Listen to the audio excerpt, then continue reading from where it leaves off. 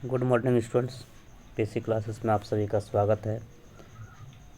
एक और नई वीडियो में जो आप लोगों के बीच लेकर के आए हैं आपका जैक बोर्ड, जो क्लास 10 का जो आपका होम साइंस का जो स्टूडेंट्स है उसके लिए ये वीडियो बहुत ही महत्वपूर्ण सिद्ध होगा, क्योंकि वो आपका होम साइंस का जो आपका ऑब्जेक्टिव क्वेश्चन है, आपका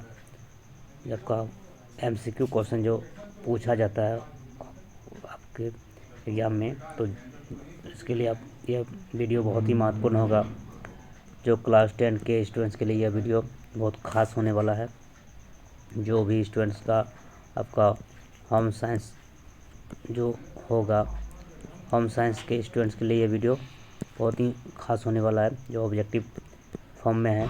तो आज का वीडियो में आपका 51 MCQ को शामिल किया गया है, जो बहुत ही महत्वपूर्ण है सभी आने वाले परीक्षाओं के लिए। तो स्टार्ट करते हैं आज का वीडियो। तो आज का वीडियो शुरू करने से पहले आपको बता देते हैं कि आपका होम साइंस जो एग्ज़ाम होने वाला है, इसके लिए वीडियो बहुत ही महत्वपूर्ण होगा। चलिए स्टार्ट करते हैं आज का वीडियो। पहला क्वेश्चन है, मधुमेह में किस प्रकार का आहार देना चाहिए? मधुमेह में किस प्रकार का आहार देना चाहिए? मधुमेह किसको बोलते हैं? जो डायबिटीज़ बीमारी जो होता है उसको मधुमेह बोलते हैं। शुगर बीमारी को मधुमेह बोलते हैं। तो चीनी बीमारी जिसको बोलते हैं, तो मधुमेह में किस प्रकार की आहार देना चाहिए? तो इसके लिए इसका सही उत्तर हो जाएगा न्यून शर्करा युक्त आहार। ऑप्शन नंबर ए इसका सही हो जाएगा।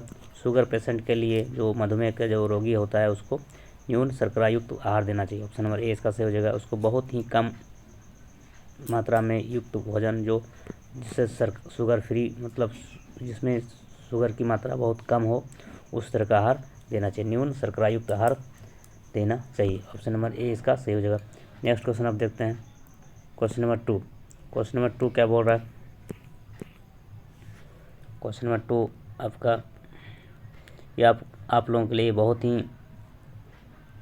इम्पोर्टेंस वीडियो होगा, जो बहुत मुश्किल से यह ऑब्जेक्टिव क्वेश्चन आप लोगों के लिए लेकर आए हैं। जो आप लोगों के लिए आप लोगों का डिमांड था कि होम साइंस का ऑब्जेक्टिव क्वेश्चन करा दीजिए सर, तो इसलिए बहुत ही मुश्किल से ये वीडियो बना रहे हैं आप लोगों के लिए, जो बहुत ही उपयोगी सिद्ध होगा आने वाले एग्जाम में। तो नेक्स्ट क्वेश्चन क्वेश्चन नंबर 2 क्या है? निम्नलिखित में से किसकी आवश्यकता गर्भावस्था में बढ़ जाती है? निम्नलिखित में से किसकी आवश्यकता गर्भावस्था में बढ़ जाती है? तो इसका सही उत्तर क्या हो जाएगा? प्रोटीन, कैल्शियम, खनिज लवण, इनमें से सभी। तो इसका सही उत्तर हो जाएगा आपका इनमें से सभी। ऑप्शन नंबर डी इसका सही हो जाएगा। गर्भावस्था में जो है आपका प्रोटीन की आवश्यकता भी बढ़ जाती है, कैल्शियम की आवश्यकता भी बढ़ जाती है, और खनिज लवण की आवश्यकता भी बढ़ जाती है। इस प्रश्न का सही उत्तर हो जाएगा ऑप्शन नंबर डी, इनमें से सभी। गर्भावस्था में जो है प्रोटीन, कैल्शियम, खनिज लवण, यह सभी की आवश्यकता बढ़ जाती है। चलिए अब नेक्स्ट क्वेश्चन देखते हैं, क्वेश्चन नंबर 3। क्वेश्चन नंबर 3 क्या बोल रहा है? क्वेश्चन नंबर 3 आपका है प्रोटीन का सर्वोत्तम स्रोत। प्रोटीन का सर्वोत्तम स्रोत है। प्रोटीन का सर्वोत्तम स्रोत क्या है? तो मांस, मछली एवं अंडा। ऑप्शन नंबर ए इसका सही हो जाएगा। प्रोटीन का सर्वोत्तम स्रोत क्या है? मांस, मछली एवं अंडा। प्रोटीन का सर्वोत्तम स्रोत है मांस, मछली और अंडा। अब नेक्स्ट क्वेश्चन देखते हैं, क्वेश्चन नंबर 4। क्वेश्चन नंबर 4 क्या है? क्वेश्चन नंबर 4 आपका निम्नलिखित में से कौन परिरक्षक पदार्थों के रूप में इस्तेमाल किए जाते हैं? निम्नलिखित में से कौन परिरक्षक पदार्थों के रूप में जो इस्तेमाल किए जाते हैं वो क्या है, वो पदार्थ क्या है? तो ऑप्शन नंबर 4 इसका सही उत्तर हो जाएगा। ऑप्शन नंबर डी में है उपरोक्त सभी। परिरक्षण पदार्थों के रूप में इस्तेमाल किए जाते हैं। चीनी भी किया जाते हैं, नमक और सिरका। चीनी भी उपयोग किए जाते हैं, नमक और सिरका, ये जो है सभी। इसका आंसर हो जाएगा ऑप्शन नंबर डी, इनमें से सभी। परीक्षण पदार्थ के रूप में चीनी का भी इस्तेमाल किया जाता है, नमक का भी किया जाता है और सिरका का भी किया जाता है। इस प्रश्न का सही उत्तर हो जाएगा परिरक्षण पदार्थ के रूप में चीनी, नमक, सिरका सभी का उपयोग किए जाते हैं। चलिए नेक्स्ट क्वेश्चन तक, इस प्रश्न का उत्तर का ऑप्शन नंबर डी सही हो जाएगा। नेक्स्ट क्वेश्चन आपका है क्वेश्चन नंबर 5। क्वेश्चन नंबर 5 क्या बोल रहा है? क्वेश्चन नंबर 5 आपका है विटामिन बी की कमी से बच्चों में कौन सा रोग होता है?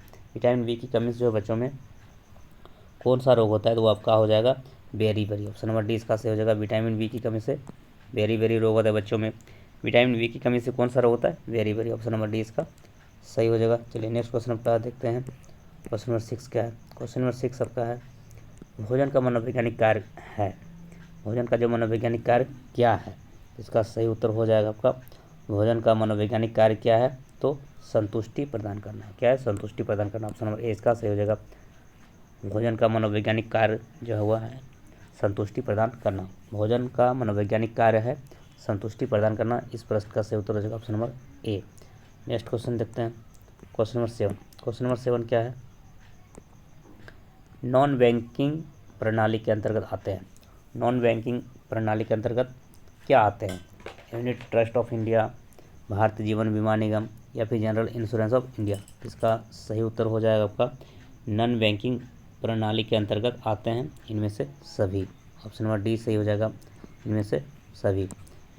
यूनिट ट्रस्ट ऑफ इंडिया भी आते हैं, भारतीय जीवन बीमा निगम भी आते हैं और जनरल इंश्योरेंस ऑफ इंडिया भी आते हैं। तो नॉन बैंकिंग प्रणाली के अंतर्गत इनमें से सभी आता है। Unit trust of India, Bharatiya Jeevan बीमा निगम और जनरल इंश्योरेंस ऑफ इंडिया, ये सभी आते हैं इनमें से सभी। ऑप्शन नंबर डी इसका सही हो जाएगा। चलिए नेक्स्ट क्वेश्चन देखते हैं, क्वेश्चन नंबर 8। क्वेश्चन नंबर 8 क्या है आपका? क्वेश्चन नंबर 8 आपका है प्रत्येक वर्ष किस दिन विश्व बचत दिवस मनाया जाता है? प्रत्येक वर्ष किस दिन विश्व बचत दिवस मनाया जाता है? क्वेश्चन नंबर 8 का जो सही ऑप्शन हो जाएगा, आंसर हो जाएगा ऑप्शन नंबर ए 30 अक्टूबर। 30 अक्टूबर को प्रत्येक वर्ष विश्व बचत दिवस मनाया जाता है। प्रत्येक वर्ष 30 अक्टूबर को विश्व बचत दिवस मनाया जाता है। इस प्रश्न का सही उत्तर हो जाएगा ऑप्शन नंबर ए। 8 का सही उत्तर हो जाएगा ऑप्शन नंबर ए। 30 अक्टूबर को विश्व बचत दिवस मनाया जाता है। नेक्स्ट क्वेश्चन है, नेक्स्ट क्वेश्चन आपका क्वेश्चन नंबर 9। क्वेश्चन नंबर 9 क्या है आपका? बेरी बेरी किस विटामिन के अभाव से होता है?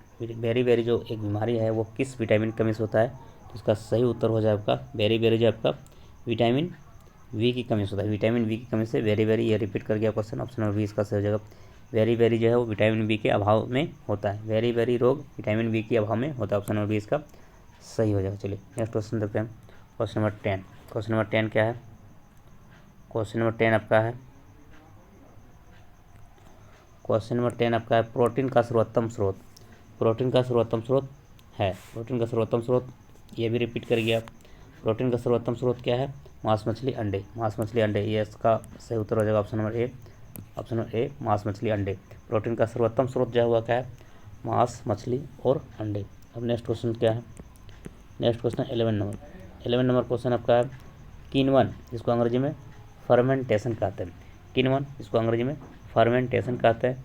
तो किण्वन जो है किस क्रिया में भाग लेते हैं? किण्वन किस क्रिया में भाग लेते हैं? फफूंदी, खमीर, जीवाणु या इनमें एक और ऑप्शन है आपका, आपका ऑप्शन है ऑप्शन नंबर डी में क्या है आपका? एंजाइम।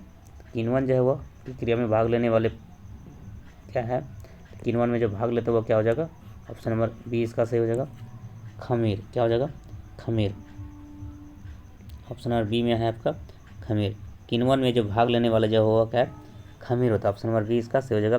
किण्वन की क्रिया में खमीर भाग लेता है। ऑप्शन नंबर बी इसका सही हो जाएगा। खमीर भाग लेता है किण्वन की क्रिया में। फर्मेंटेशन की जो प्रोसेस होता है उसमें खमीर वो भाग लेते हैं। नेक्स्ट क्वेश्चन आपका है क्वेश्चन नंबर 12। क्वेश्चन नंबर 12 क्या है आपका? क्वेश्चन नंबर 12 जो आपका क्वेश्चन नंबर 12 बोल रहा है निम्न में से कौन कुपोषण, यहाँ पे थोड़ा सा टाइपिंग में मिस्टेक है, कुपोषण का कारण है। कुपोषण का कारण क्या है? कुपोषण का कारण क्या है? तो कुपोषण का कारण आपका क्या है? कुपोषण का कारण आपका क्या है? कुपोषण का कारण क्या है? निर्धनता, पौष्टिक भोजन की कमी, अज्ञानता या इनमें से सभी। इसका ऑप्शन हो जाएगा ऑप्शन नंबर डी सही हो जाएगा। कुपोषण का जो कारण है वो क्या है? इनमें से सभी। आपका निर्धनता भी कारण है कुपोषण का, पौष्टिक भोजन की कमी भी कारण है कुपोषण का और अज्ञानता भी कारण है कुपोषण का। तो इसका उत्तर हो जाएगा ऑप्शन नंबर डी इनमें से सभी। इनमें से सभी कुपोषण कारण निर्धनता, पौष्टिक भोजन की कमी और अज्ञानता, ये सभी जो है कुपोषण का कारण है। नेक्स्ट क्वेश्चन देखते हैं। नेक्स्ट क्वेश्चन आपका क्वेश्चन नंबर 13, प्रश्न संख्या 13 है आपका। 13 में क्या है? परिधान के उपयोग के बाद किस गतिविधि की आवश्यकता तुरंत होती है? परिधान के उपयोग के बाद किस गतिविधि की आवश्यकता तुरंत होती है? इसका आंसर हो जाएगा हवा देना। ऑप्शन नंबर डी इसका सही हो जाएगा हवा देना। परिधान के उपयोग के बाद जो है आपका हवा देना जो है गतिविधि की आवश्यकता तुरंत होती है। परिधान के उपयोग के बाद हवा देना गतिविधि की आवश्यकता तुरंत होती है। ऑप्शन नंबर इसका डी सही हो जाएगा। 13 का ऑप्शन नंबर डी।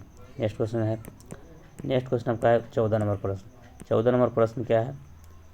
14 नंबर प्रश्न आपका है 14 नंबर प्रश्न आपका है 14 नंबर प्रश्न आपका, जल प्रदूषण के कारणों के लिए मुख्य रूप से कौन सा जिम्मेवार है, क्या जिम्मेवार है? जल प्रदूषण के कारणों के लिए मुख्य रूप से निम्नलिखित में से कौन जिम्मेदार है? वन रोपण, तेल रिफाइनरी, कागज कारखाना या ABC दोनों। इसका सही उत्तर हो जाएगा आपका जल प्रदूषण के कारणों के लिए मुख्य रूप से जो जिम्मेवार है वो क्या है आपका? ऑप्शन नंबर डी हो जाएगा। ऑप्शन नंबर डी में क्या है आपका? बी और सी दोनों, मतलब आपका तेल रिफाइनरी भी जिम्मेदार है और कागज कारखाना भी। तो इस तरह से आपका ऑप्शन नंबर डी इसका सही हो जाएगा। तेल रिफाइनरी और कागज कारखाना जो है वो जिम्मेदार है किसके लिए? जल प्रदूषण के कारणों के लिए मुख्य रूप से जिम्मेदार है तेल रिफाइनरी और कागज कारखाने। ऑप्शन नंबर डी इसका सही हो जाएगा, बी और सी दोनों। नेक्स्ट क्वेश्चन आपका है क्वेश्चन नंबर 15। क्वेश्चन नंबर 15 क्या है आपका? क्वेश्चन नंबर 15 बोल रहा है शरीर में मुख्यतः अंतःस्रावी ग्रंथियों की संख्या है। शरीर में जो मुख्यतः अंतःस्रावी ग्रंथि की संख्या है तो कितना है? ऑप्शन नंबर सी सही हो जाएगा आपका 8। ऑप्शन नंबर सी इसका सही हो जाएगा। शरीर में मुख्य अंतःस्रावी ग्रंथियों की संख्या 8 है। शरीर में मुख्य अंतःस्रावी ग्रंथियों की संख्या कितना है? 8। अब नेक्स्ट क्वेश्चन आपका क्वेश्चन नंबर 16। क्वेश्चन नंबर 16 क्या है? क्वेश्चन नंबर 16 आपका है 2 वर्ष से 6 वर्ष तक की आयु को क्या कहते हैं? शैशवावस्था, बाल्यावस्था, किशोरावस्था और प्रौढ़ावस्था। तो 2 वर्ष से 6 वर्ष की आयु को क्या कहते हैं? तो आपको बाल्यावस्था बोलते हैं। ऑप्शन नंबर 20 का सही हो जाएगा बाल्यावस्था। ऑप्शन नंबर 20 का राइट हो जाएगा। 2 वर्ष से 6 वर्ष की आयु को बाल्यावस्था कहते हैं। 2 वर्ष से 6 वर्ष के उम्र की आयु को बाल्यावस्था कहते हैं। ऑप्शन नंबर 20 का सही हो जाएगा। चलिए नेक्स्ट क्वेश्चन देखते हैं। क्वेश्चन नंबर आपका 17 क्या है? ICDS कार्य करती है। ICDS कार्य करती है तो क्या कार्य करती है? इसका सही उत्तर हो जाएगा आपका option number D. Option number D में क्या है? बच्चों एवं महिलाओं के लिए कार्य करती है। क्या ICDS कार्य करती है बच्चों एवं महिलाओं के लिए? ICDS कार्य करती है बच्चों एवं महिलाओं के लिए। बच्चों एवं महिलाओं के लिए क्या कार्य करती है? ICDS जो है कार्य करती है बच्चों एवं महिलाओं के लिए। ऑप्शन नंबर डी इसका सही हो जाएगा। ICD कार्य करती है। तो क्वेश्चन नंबर 17 क्या है आपका?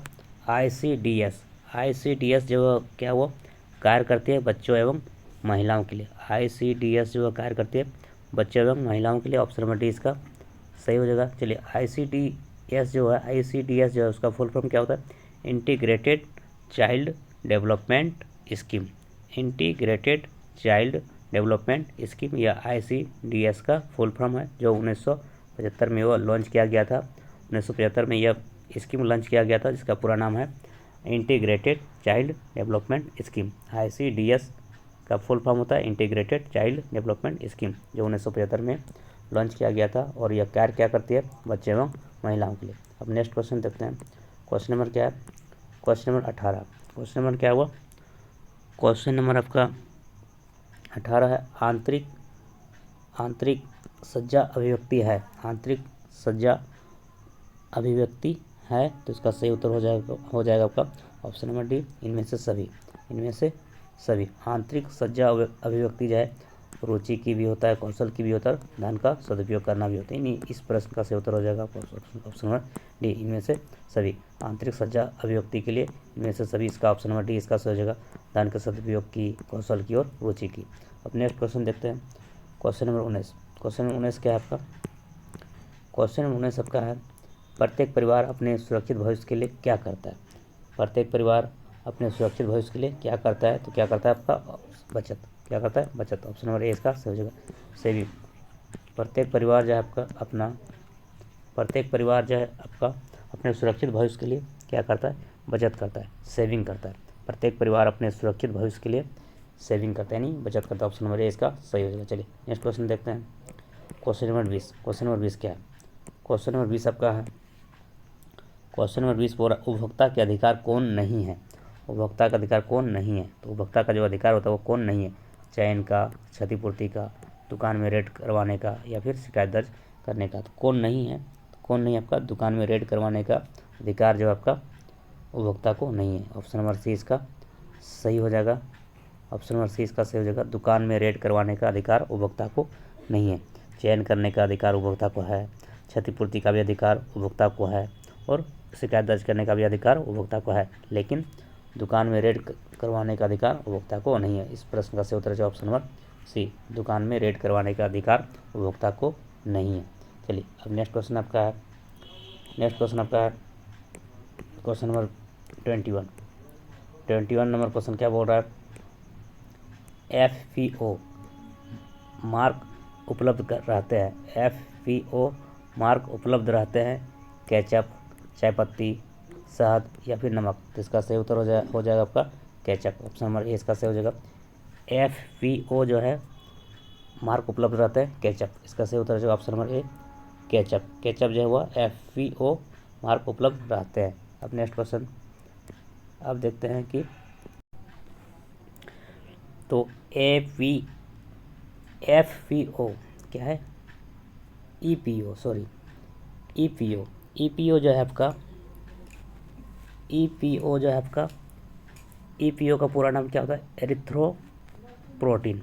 EPO जो आपका है EPO का जो आपका पूरा नाम क्या है आपका एरिथ्रोप्रोटीन। EPO का पूरा नाम क्या है, एरिथ्रोप्रोटीन जिसका यह क्या एक टेस्ट है। EPO जो है वह एक टेस्ट है जो आपका इसका अर्थ होता है कार्य, परीक्षण और उपचार।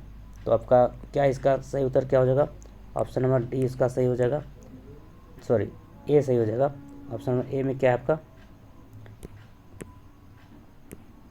इस प्रश्न का आंसर हो जाएगा आपका यहाँ पे एफ नहीं है, EPO मार्क उपलब्ध रहते हैं केचप, ऑप्शन नंबर ए इसका सही हो जाएगा। EPO क्या है, एक आपका एक टेस्ट है, EPO एक टेस्ट है जो आपका केचप में उपलब्ध रहते हैं। EPO एक टेस्ट है जो केचप में उपलब्ध रहते हैं। EPO का पूरा नाम क्या है,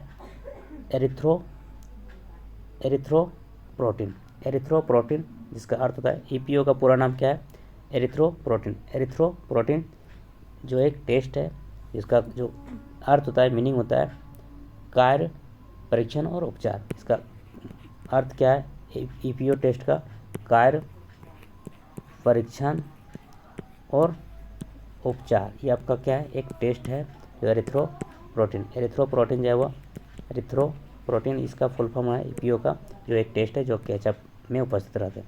नेक्स्ट क्वेश्चन आपका 22 क्वेश्चन क्या है आपका, मौद्रिक आय के अंतर्गत आता है। मौद्रिक आय के अंतर्गत आता है तो क्या आता है, मकान का किराया जो आपका क्या है मौद्रिक आय के अंतर्गत आता है। मौद्रिक आय के अंतर्गत आता है मकान का किराया जो आपका मौद्रिक आय के अंतर्गत आता है, ऑप्शन नंबर डी इसका सही हो जाएगा। चलिए नेक्स्ट क्वेश्चन आपका है 23, सिले सिलाई वस्त्रों की श्रेणी होती है। 1 2 3 4, इसका सही उत्तर हो जाएगा वो सिले सिलाई वस्त्रों की जो श्रेणी होता है वह क्या है, ऑप्शन नंबर सी सही हो जाएगा 3, क्या हो जाएगा ऑप्शन नंबर सी 3। सिले सिलाई वस्त्रों की श्रेणी यहाँ जो होती है वो 3 होती है, सिले सिलाई वस्त्रों की श्रेणियाँ 3 होती है, ऑप्शन नंबर सी इसका राइट हो जाएगा। नेक्स्ट क्वेश्चन आपका 24 नंबर क्वेश्चन जो आपका 24 नंबर क्वेश्चन आपका क्या है, 24 नंबर क्वेश्चन आपका है, निम्न में से कौन गृह विज्ञान की शाखा नहीं है। निम्न में से कौन गृह विज्ञान की शाखा नहीं है, जो आपका गृह विज्ञान जिसको होम साइंस बोलते हैं, होम साइंस का कौन ब्रांच नहीं है। होम साइंस का हिंदी क्या होता है, गृह विज्ञान, जिसका आज हम क्वेश्चन करा रहे हैं, ऑब्जेक्टिव क्वेश्चन जो करा रहे हैं होम साइंस का, जिसका हिंदी होता है गृह विज्ञान। गृह विज्ञान का कौन सा शाखा नहीं है, ब्रांच नहीं है, होम साइंस का कौन ब्रांच नहीं है, प्रसार शिक्षा, डायटेटिक्स, वस्त्र विज्ञान और मानव विज्ञान। तो इसका सही उत्तर क्या हो जाएगा आपका 24 का जो आपका सही उत्तर हो जाएगा option number B dietetics option number B इसका सही हो जाएगा। डायटेटिक्स जो हुआ, डायटेटिक्स ये आपका गृह विज्ञान की शाखा नहीं है, जो होम साइंस का ब्रांच डायटेटिक्स नहीं है, जबकि प्रसार शिक्षा आपका होम गृह विज्ञान की शाखा है और वस्त्र विज्ञान भी गृह विज्ञान की शाखा है और मानव विकास भी क्या है वो गृह विज्ञान का शाखा है। तो कौन नहीं है, तो डायटेटिक्स जो हुआ गृह विज्ञान की शाखा नहीं है, ऑप्शन नंबर बी इसका सही हो जाएगा। चलिए नेक्स्ट क्वेश्चन आपका है, अब क्वेश्चन देखते हैं 25। क्वेश्चन नंबर 25 क्या है, क्वेश्चन नंबर 25 नंबर क्वेश्चन क्या बोल रहा है, क्वेश्चन नंबर 25 आपका है, 25 नंबर क्वेश्चन आपका है, डिप्थीरिया रोग के जीवाणु शरीर में पहुंचकर किस अंग में पनपते हैं? डिप्थीरिया रोग जो है वो जीवाणु जो है डिप्थीरिया रोग के जीवाणु शरीर में पहुंचकर किस अंग में पनपते हैं? तो इसका सही उत्तर हो जाएगा आपका गला में। कहाँ पर? गला में। ऑप्शन नंबर डी इसका सही हो जाएगा। कहाँ पर? गला में। डिप्थीरिया रोग के जीवाणु शरीर में पहुंचकर गला में पनपते हैं। किस अंग? मतलब गला, जो आपका जो गला होता है, थ्रोट। डिप्थीरिया रोग के जीवाणु शरीर में पहुंचकर गला में पनपते हैं। गला में वो होता है, डिप्थीरिया रोग कहाँ पर होता है? गला में। ऑप्शन नंबर डी इसका सही हो जाएगा। चलिए नेक्स्ट क्वेश्चन का 26 नंबर क्वेश्चन क्या है आपका? गर्भावस्था में रक्त में किस तत्व की कमी हो जाती है? गर्भावस्था में रक्त में किस तत्व की कमी हो जाती है? इसका सही उत्तर हो जाएगा थायमीन, कैल्शियम, मियोसिन या कैलोरी। तो गर्भावस्था में रक्त में जो किस तत्व की कमी हो जाती है, इसका सही उत्तर हो जाएगा आपका कैल्शियम की। क्या हो जाएगा? कैल्शियम की कमी हो जाती है। ऑप्शन नंबर बी इसका सही हो जाएगा। गर्भावस्था में रक्त में कैल्शियम की कमी हो जाती है। चलिए नेक्स्ट क्वेश्चन है आपका 27 नंबर क्वेश्चन। 27 नंबर क्वेश्चन, धात्री अवस्था में कितनी अतिरिक्त कैलोरी की आवश्यकता होती है? धात्री अवस्था में कितनी कैलोरी की अतिरिक्त कैलोरी की धात्री अवस्था में जो है कितनी अतिरिक्त कैलोरी की आवश्यकता होती है? तो इसका सही उत्तर हो जाएगा 700। कितना? 700 एक्स्ट्रा, यानी 700 एक्स्ट्रा जो है कैलोरी की आवश्यकता होती है धात्री अवस्था में। धात्री अवस्था में 700 अधिक जो है 700 अधिक कैलोरी की 700 अतिरिक्त कैलोरी की आवश्यकता होती है धात्री अवस्था में। ऑप्शन नंबर सी इसका सही हो जाएगा। चलिए नेक्स्ट क्वेश्चन आपका 28 नंबर प्रश्न है। 28 नंबर क्वेश्चन क्या है आपका? भोजन को छूने से पूर्व एवं पश्चात हाथ धोने चाहिए। भोजन को छूने से पूर्व एवं पश्चात हाथ धोने चाहिए मिट्टी से, राख से, साबुन से या मात्र पानी से। तो इसका सही उत्तर हो जाएगा आपका साबुन से। किससे? साबुन से। ऑप्शन नंबर सी इसका सही हो जाएगा। ऑप्शन नंबर सी इसका सही हो जाएगा, साबुन से। भोजन को छूने से पूर्व एवं पश्चात हाथ धोने चाहिए साबुन से।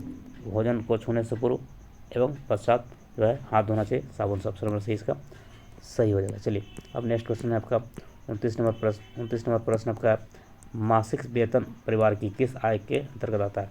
मासिक वेतन परिवार की किस आय के अंतर्गत आता है? तो इसका सही उत्तर हो जाएगा आपका ऑप्शन नंबर ए, मौद्रिक आय। ऑप्शन नंबर ए, मौद्रिक आय। मासिक वेतन परिवार की मौद्रिक आय के अंतर्गत आता है। मासिक वेतन परिवार की मौद्रिक आय के अंतर्गत आता है। ऑप्शन नंबर ए इसका सही हो जाएगा। चलिए अब प्रश्न संख्या 30। प्रश्न संख्या 30 में क्या है? समेकित बाल विकास परियोजना प्रदान करता है। समेकित बाल विकास परियोजना प्रदान करता है पूर्व शालेय शिक्षा, टीकाकरण, पोषण और उपरोक्त सभी। इसका सही उत्तर हो जाएगा समेकित बाल विकास परियोजना प्रदान करता है उपरोक्त सभी। ऑप्शन नंबर डी इसका सही हो जाएगा। समेकित बाल विकास परियोजना प्रदान करता है पूर्व शालेय शिक्षा को भी प्रदान करता है, टीकाकरण को भी करता है और पोषण को भी। तो इस प्रश्न का सही उत्तर हो जाएगा ऑप्शन नंबर डी, उपरोक्त सभी। नेक्स्ट क्वेश्चन आपका बालक का प्रथम सामाजिक समूह कौन होता है? बालक का प्रथम सामाजिक समूह कौन होता है? समाज, पड़ोसी, परिवार और इनमें से कोई नहीं। इसका सही उत्तर हो जाएगा आपका क्या हो जाएगा? परिवार। बालक का जो आपका प्रथम सामाजिक समूह होता है परिवार। बालक का प्रथम सामाजिक समूह होता है परिवार। तो इस प्रश्न का सही उत्तर हो जाएगा ऑप्शन नंबर सी, परिवार। नेक्स्ट क्वेश्चन आपका 32 नंबर क्वेश्चन क्या है? विकासात्मक मनोविज्ञान लाभदायक है। विकासात्मक मनोविज्ञान लाभदायक है बच्चों के लिए, शिक्षकों के लिए, अभिभावकों के लिए या उपरोक्त सभी के लिए। तो इसका सही उत्तर हो जाएगा विकासात्मक मनोविज्ञान जो लाभदायक है, विकासात्मक मनोविज्ञान लाभदायक है उपरोक्त सभी के लिए, उपरोक्त सभी के लिए। ऑप्शन नंबर डी इसका सही हो जाएगा। विकासात्मक मनोविज्ञान जो है लाभदायक है उपरोक्त सभी के लिए, बच्चों के लिए भी लाभदायक है और शिक्षकों के लिए भी लाभदायक और अभिभावकों के लिए भी लाभदायक, यानी आपका बच्चा के लिए भी, चिल्ड्रेन, टीचर और गार्जियन सभी के लिए वो जो है यूजफुल है। क्या? विकासात्मक मनोविज्ञान, यानी जो डेवलपमेंट जो साइकोलॉजी होता है वो सबके लिए यूजफुल होता है, चिल्ड्रेन, टीचर और गार्जियन के लिए। चलिए उपरोक्त सभी उसका हो जाएगा। नेक्स्ट क्वेश्चन आपका है क्वेश्चन नंबर 33। क्वेश्चन नंबर 33 क्या बोर्ड है? क्वेश्चन नंबर 33 जो आपका है, क्वेश्चन नंबर 33, बच्चों को पोलियो और डीपीटी का बूस्टर डोज किस आयु में दिया जाता है? बच्चों को पोलियो और डीपीटी का बूस्टर डोज किस आयु में दिया जाता है? 2 से 4 माह, 16 से 24 माह या 0 से 3 माह या फिर 6 से 9 माह। इसका सही उत्तर हो जाएगा 6 से 9 माह। 6 से 9 माह इसका सही उत्तर हो जाएगा आपका 6 से 9 माह। ऑप्शन नंबर डी इसका सही हो जाएगा। बूस्टर डोज जो है बच्चों को पोलियो और क्या है, डीपीटी। बच्चों को पोलियो और डीपीटी का बूस्टर, बच्चों को पोलियो और डीपीटी का बूस्टर जब वह 6 से 9 महीना की आयु में दिया जाता है। बच्चों को पोलियो और डीपीटी का बूस्टर जो है वो 6 से 9 महीना के बीच में वो दिया जाता है। डीपीटी और पोलियो का डोज 6 से 9 माह में। ऑप्शन नंबर डी इसका सही हो जाएगा। 33 का क्या हो जाएगा, ऑप्शन नंबर डी। तो क्वेश्चन नंबर 33 जो है आपका, बच्चों को पोलियो और डीपीटी का जो बूस्टर है वो बूस्टर डोज वो आपका 6 से 9 महीना में दिया जाता है। और डीपीटी का जो पूरा नाम क्या होता है, diphtheria pertussis tetanus. Diphtheria pertussis tetanus, ये आपका स्क्रीन में लिखा हुआ है। डीपीटी एक बूस्टर डोज है, इसका पूरा नाम क्या है, डिप्थेरिया पर्टुसिस टिटनस। तो आपको कब दिया जाता है ये सब टिटनस का डोज, जो पोलियो और टिटनस का डोज कब दिया जाता है, 6 से 9 माह में। अब नेक्स्ट क्वेश्चन आपका है 34। क्वेश्चन नंबर 34 क्या है, अंधे बच्चों को पढ़ाने के लिए किस विधि का उपयोग करना चाहिए। अंधे बच्चों को पढ़ाने के लिए किस विधि का उपयोग करना चाहिए, तो वो ब्रेल लिपि। ऑप्शन नंबर ए इसका सही हो जाएगा, ब्रेल लिपि। अंधे बच्चों के लिए ब्रेल लिपि का उपयोग करना चाहिए। अंधे बच्चों को पढ़ाने के लिए ब्रेल लिपि का उपयोग करना चाहिए। ऑप्शन नंबर ए इसका सही हो जाएगा। चलिए नेक्स्ट क्वेश्चन आपका 35। वांध और कृषि संगठन की स्थापना की गई, तो कब की गई है, तो आपका 1945, 1955, 1965 और 1900। ये तो ऑप्शन टाइप थोड़ा सा एरर है, इस प्रश्न का आंसर क्या हो जाएगा, 1945 होना चाहिए, क्योंकि इसमें अच्छा इसको हम सुधार कर रही है। तो ऑप्शन है आपका बिल्कुल रॉन्ग है। ये तो 2 ऑप्शन ठीक है आपका, 2 ऑप्शन तो आपका ठीक है कि चलो 1955 है, 1965 है और 1900, ये सब इसका हम ये तो ठीक है, हम इसका ऑप्शन को करेक्शन कर दे रहे हैं। तो इस प्रश्न का जो सही उत्तर हो जाएगा 1945, ऑप्शन नंबर ए। इसमें थोड़ा सा करेक्शन था, ऑप्शन थोड़ा सा गलती है, तो इसका सही आंसर हो जाएगा वांध और कृषि संगठन। वांध और कृषि संगठन का जो स्थापना हुआ है, वांध और कृषि संगठन का स्थापना 1945 में हुआ है। कब हुआ, 1945, 16 अक्टूबर 1945 को। वांध और कृषि संगठन का स्थापना 16 अक्टूबर 1945 को हुआ। ऑप्शन नंबर ए इसका सही हो जाएगा। इसमें से ये तो आपका ही तो यहाँ पे मान जाए थोड़ा सा टाइपिंग एरर है, तो 1900 सही आपको करेक्शन कर दिए हैं कि 1945 में जो आपका वांध और कृषि संगठन की स्थापना हुआ है 16 अक्टूबर 1945। और FAO का फुल फॉर्म क्या होता है, food and agricultural organisation. FAO का फुल फॉर्म होता है food and agriculture organisation. Food and agriculture organisation, जिसका स्थापना कब हुआ, 16 अक्टूबर 1945। नेक्स्ट क्वेश्चन देखते हैं, क्वेश्चन नंबर 16। क्वेश्चन नंबर 16 आपका है, सूर्य की रोशनी प्रदान करती है। सूर्य की रोशनी प्रदान करती है तो क्या करती है, विटामिन डी। ऑप्शन नंबर इसका डी से हो जाएगा, विटामिन डी। सूर्य की रोशनी किस तरह का विटामिन को प्रदान करता है, तो विटामिन डी। सूर्य के प्रकाश में क्या होता है, विटामिन डी उपस्थित होता है, तो सूर्य की रोशनी प्रदान करती है विटामिन डी। ऑप्शन नंबर इसका डी इसका सही हो जाएगा, सूर्य की रोशनी में प्रदान करती है विटामिन डी। चलिए नेक्स्ट क्वेश्चन आपका, क्वेश्चन नंबर आपका 37। क्वेश्चन नंबर 37 क्या है आपका, मानव शरीर का सबसे बड़ी ग्रंथि है। मानव शरीर की जो सबसे बड़ी ग्रंथि है वो ये ग्रंथि है, थोड़ा सा टाइप में एरर है, टाइपिंग मिस्टेक हुआ है। तो मानव शरीर का सबसे बड़ी ग्रंथि क्या है, अंडाशय। ऑप्शन नंबर डी इसका सही हो। अंडाशय जो है क्या है, मानव शरीर की सबसे बड़ी ग्रंथि है। अंडाशय जो आपका अंडाशय नहीं, इसका सही उत्तर हो जाएगा आपका यकृत। क्या हो जाएगा, यकृत, मिस्टेक हो गया इसमें, सही उत्तर इसका हो जाएगा यकृत। मानव शरीर का जो आपका सबसे बड़ी ग्रंथि क्या है, यकृत। मानव शरीर का सबसे बड़ी ग्रंथि क्या है, यकृत। ऑप्शन नंबर ए इसका सही हो जाएगा।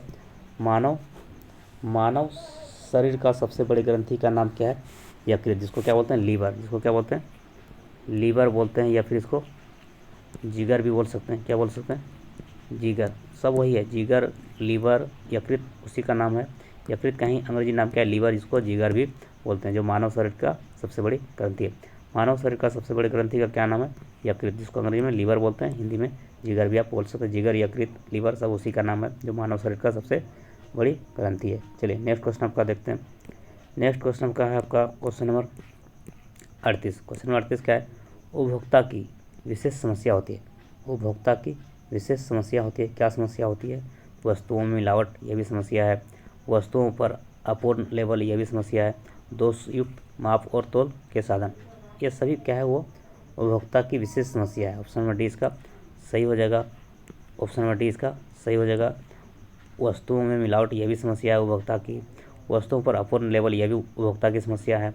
और दोषयुक्त माप और तोल के साधन, यह भी आपका उपभोक्ता की विशेष समस्या है। तो इस प्रश्न का सही उत्तर हो जाएगा option number D. Next question आपका है क्वेश्चन नंबर 39। क्वेश्चन नंबर 39 क्या है आपका? क्वेश्चन नंबर 39 आपका है पारिवारिक आय को मुख्यतः कितने भागों में बांटा गया? पारिवारिक आय को मुख्यतः जो है कितने भागों में बांटा गया है? पारिवारिक आय को मुख्यतः कितने भागों में बांटा गया है? तो इसका सही उत्तर हो जाएगा आपका 3। कितने भागों? 3 भागों में। पारिवारिक आय को मुख्यतः 3 भागों में बांटा गया है। ऑप्शन नंबर ए इसका सही हो जाएगा। पारिवारिक आय को मुख्यतः 3 भागों में बांटा गया है। अब नेक्स्ट क्वेश्चन आपका है, नेक्स्ट क्वेश्चन आपका क्या है? नेक्स्ट क्वेश्चन जो आपका है, सूती वस्त्र की विशेषता क्या? सूती वस्त्र की विशेषता क्या नहीं है? क्या नहीं है? सूती वस्त्र की विशेषता क्या नहीं है? तो आपका सूती वस्त्र की विशेषता क्या नहीं है? टिकाऊपन, ठंडा, आरामदायक या कठोर। इसका सही उत्तर हो जाएगा सूती वस्त्र की विशेषता क्या नहीं है। तो कठोर जो आपका, ये आपका कठोर जो सूती वस्त्र की विशेषता नहीं है। सूती वस्त्र की विशेषता कठोर नहीं है। इस प्रश्न का सही उत्तर हो जाएगा ऑप्शन नंबर डी। टिकाऊपन सूती वस्त्र की विशेषता है, ठंडा भी सूती वस्त्र की विशेषता है, और आरामदायक भी वह सूती वस्त्र की विशेषता है। ठीक है, सूती वस्त्र में जो है टिकाऊपन भी होता है, ठंडा भी महसूस होता है, और आपका आरामदायक भी होता है पहनने में। तो सूती वस्त्र की क्या विशेषता नहीं है? तो वो कठोर नहीं होता। सूती वस्त्र जो वो कठोर नहीं होता, वो क्या है? मतलब सॉफ्ट होता है। नेक्स्ट क्वेश्चन आपका है क्वेश्चन नंबर क्या है आपका? 41। क्वेश्चन नंबर 41 क्या है आपका? वस्त्र बनाते हैं, वस्त्र बनाते हैं, किसके लिए वस्त्र बनाते हैं? वस्त्र जो है बनाते हैं व्यक्ति को, समाज को, या परिवार को, या सुरक्षा को। वस्त्र बनाते हैं, वस्त्र क्या बनाते हैं? व्यक्ति को। वस्त्र जो वह व्यक्ति को बनाता है। ऑप्शन नंबर ए इसका सही जवाब। वस्त्र व्यक्ति को बनाता है। वस्त्र जो है क्या है? व्यक्ति को बनाता है, समाज का नहीं बनता है, परिवार का भी नहीं बनता, सुरक्षा का भी नहीं। तो वस्त्र जो वो व्यक्ति को बनाता है, व्यक्तियों को, वस्त्र व्यक्तियों का बनाता है, वस्त्र व्यक्तियों को बनाते हैं, वस्त्र व्यक्तियों को बनाते हैं, व्यक्तियों के लिए वस्त्र बनाते हैं, व्यक्तियों के लिए वस्त्र बनाते हैं। ऑप्शन नंबर ए इसका सही हो जाएगा। चलिए नेक्स्ट क्वेश्चन का 42 नंबर क्वेश्चन है आपका, परिधान कैसे होने चाहिए? परिधान जो वो कैसे होने चाहिए? परिधान कैसे होने चाहिए? आरामदायक, स्वच्छ, आधुनिक, या इनमें से सभी। तो परिधान जो वो कैसे होने चाहिए? इनमें से सभी। ऑप्शन नंबर डी इसका सही हो जाएगा। परिधान जो है वो आरामदायक भी होना चाहिए, स्वच्छ भी होना चाहिए, और आधुनिक भी होना चाहिए। तो परिधान आरामदायक भी होना चाहिए, स्वच्छ और आधुनिक भी होना चाहिए। तो इसका ऑप्शन नंबर डी इसका सही हो जाएगा, इनमें से सभी। चलिए नेक्स्ट क्वेश्चन देखते हैं। क्वेश्चन नंबर क्या है? 43 आपका है, सूती वस्त्र पर किसका प्रभाव नहीं पड़ता? सूती वस्त्र पर किसका प्रभाव नहीं पड़ता है? तो रबड़ का, गोंद का, या अरारोट का, या इनमें से सभी। तो सूती वस्त्र में किसका प्रभाव नहीं पड़ता है? तो वह आपका ऑप्शन नंबर ए सही हो जाएगा, रबड़ का। रबड़ का प्रभाव सूती वस्त्र पर नहीं पड़ता। रबड़ का प्रभाव जो है सूती वस्त्र पर नहीं पड़ता। रबड़ नहीं, रगड़ है क्या वो? रगड़ का प्रभाव जो है सूती वस्त्र पर नहीं पड़ता है, क्योंकि उसको रगड़ने से वो बहुत सॉफ्ट होता है ना। रगड़ का प्रभाव सूती वस्त्र पर नहीं पड़ता। रगड़ जो है, रगड़ता जो हो, उसका प्रभाव सूती वस्त्र पर नहीं पड़ता है, क्योंकि वो सॉफ्ट होता है, उसको पता है जैसे तैसे ही रहता है रगड़ने पर भी। चलिए नेक्स्ट क्वेश्चन आपका है क्वेश्चन नंबर 44। क्वेश्चन नंबर 44 आपका है, क्वेश्चन नंबर 44 आपका क्या है? क्वेश्चन नंबर 44 आपका है, गर्भावस्था में रक्त में किस तत्व की कमी होती है? ये भी रिपीट हो गया क्वेश्चन। गर्भावस्था में रक्त में किस तत्व की कमी होता है? इसका सही उत्तर हो जाए आपका, गर्भावस्था में रक्त की जो कमी होता है वह क्या है? कैल्शियम। रक्त में कैल्शियम की कमी होता है गर्भावस्था में। ऑप्शन नंबर बी इसका सही हो जाएगा, जिसका संकेत क्या है? सी ए। गर्भावस्था में जो स्रोत आपका क्या है, कैल्शियम का स्रोत क्या है, दूध में भी क्या है, प्रचुर मात्रा में दूध में कैल्शियम का स्रोत कैल्शियम होता है। चलिए, गर्भावस्था में रक्त में किस तत्व की कमी होता है, तो कैल्शियम की। गर्भावस्था में जो रक्त में कैल्शियम की कमी हो जाता है। चलिए, नेक्स्ट क्वेश्चन आपका है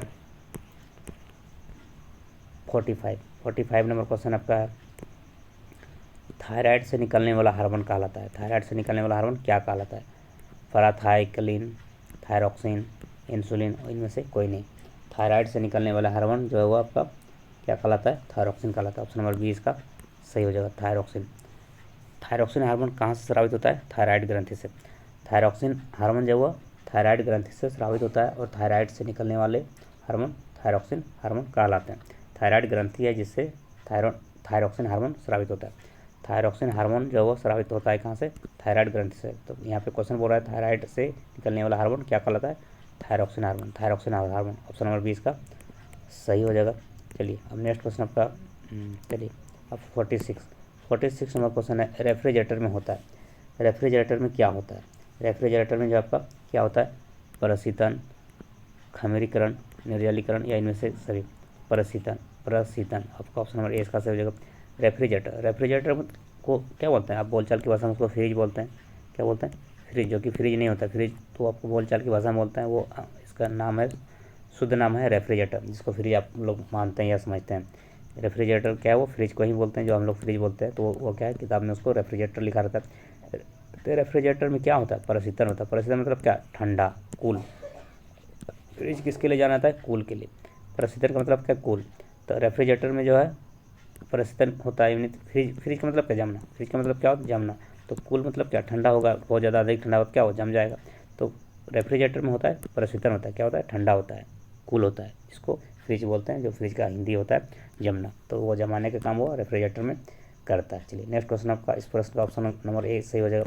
चलिए, नेक्स्ट क्वेश्चन आपका है, ऊर्जा प्राप्ति का मुख्य स्रोत। ऊर्जा प्राप्ति का जो मुख्य स्रोत है वो क्या है, प्रोटीन, कार्बोहाइड्रेट, खनिज लवण या विटामिन। तो ऊर्जा जो प्राप्ति का जो मुख्य स्रोत होता है वो क्या है, कार्बोहाइड्रेट ऑप्शन नंबर बी इसका सही। तत्कालीन ऊर्जा आपको चाहिए तो क्या है, कार्बोहाइड्रेट से आपका तत्काल में ऊर्जा प्राप्त हो जाएगा।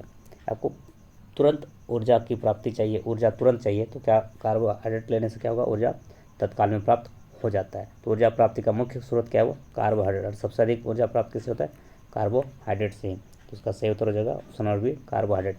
ऊर्जा प्राप्ति का मुख्य स्रोत क्या है, कार्बोहाइड्रेट। चलिए, नेक्स्ट क्वेश्चन आपका है, सुरक्षा सुरक्षात्मक पौष्टिक तत्व। जो आपका ये सब कुछ क्वेश्चन रिपीट भी करता है क्योंकि इंपॉर्टेंट क्वेश्चन सभी है ना।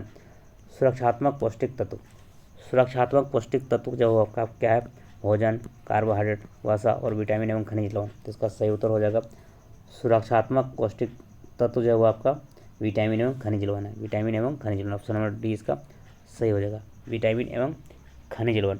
सुरक्षात्मक पौष्टिक तत्व जो वो विटामिन एवं खनिज लवण है। चलिए, नेक्स्ट क्वेश्चन आपका अब 49 नंबर क्वेश्चन है, वयस्कों में प्रोटीन की आवश्यकता शरीर भार के प्रति ग्राम पर होता है।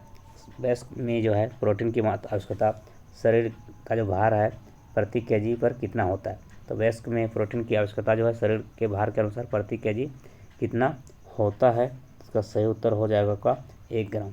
Option number option number A इसका सही हो जाएगा 1 ग्राम। यानी 1 केजी में कितना चाहिए, 1 केजी है शरीर का भार तो उसको 1 ग्राम क्या चाहिए, प्रोटीन चाहिए। यदि वो 50 केजी है, 50 केजी है तो 50 केजी के लिए कितना चाहिए, 50 ग्राम प्रोटीन की आवश्यकता है।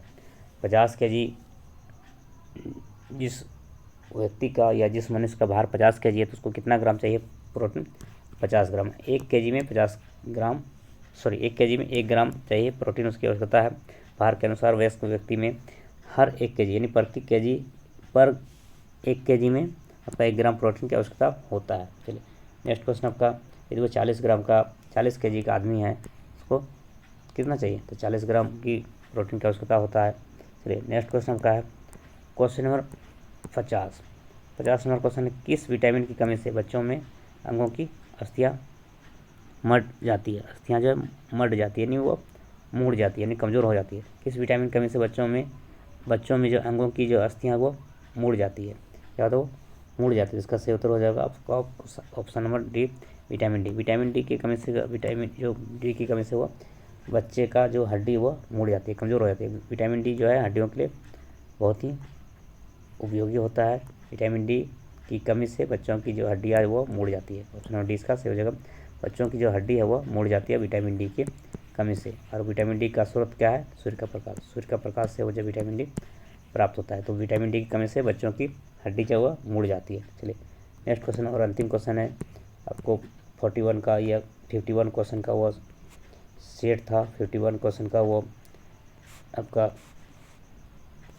सेट है, जो आपका सेट नहीं मतलब आपको इम्पोर्टेंट क्वेश्चन है। सेट तो यह नहीं है, बस आपका बस एमसीक्यू क्वेश्चन है। जो आपका एमसीक्यू क्वेश्चन था आपका, यह क्वेश्चन है एमसीक्यू जो क्लास 10 के लिए स्टूडेंट्स के लिए, जो होम साइंस का जो स्टूडेंट है इसके लिए यह वीडियो बहुत ही यूजफुल सिद्ध होगा, क्योंकि एमसीक्यू जो क्वेश्चन बहुत ही मेहनत के बाद यह क्वेश्चन हम आप लोग के बीच लेकर के आए हैं। और यह क्लास 10 का एमसीक्यू क्वेश्चन है होम साइंस का, जो आपका 51 एमसीक्यू क्वेश्चन। उससे पहले हम आपके चैनल में 40 आपका जो 1 लाइनर क्वेश्चन है उसको भी अपलोड कर दिए हैं, इसको भी आप जा करके देखिए। और ये आपका 51 ऑब्जेक्टिव क्वेश्चन है जो बहुत ही महत्वपूर्ण होगा आप लोगों के लिए, आप लोगों का एग्जाम में। तो आपका ये क्वेश्चन आपका अंतिम क्वेश्चन है।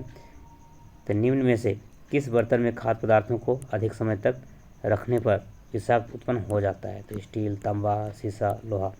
तो किस बर्तन में रखने पर खाद्य पदार्थ जो अधिक समय रखने पर वो विषाक्त उत्पन्न हो जाता है, यानी वो विषाणु जनित उसमें आ जाता है, विषाणु उत्पन्न हो जाता है। तो क्या हो जाएगा? ऑप्शन नंबर ए, स्टील। स्टील की थाली में, ऑप्शन नंबर ए इसका सही हो जाएगा। स्टील के बर्तन में खाद्य पदार्थों को अधिक समय तक रखने पर विषाक्त उत्पन्न हो जाता है।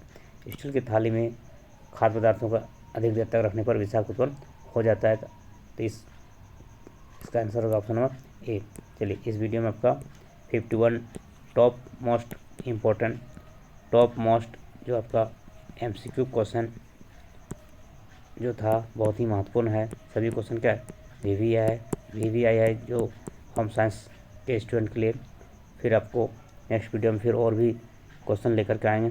तब तक के लिए सभी को धन्यवाद। Thank you so much. जय हिंद,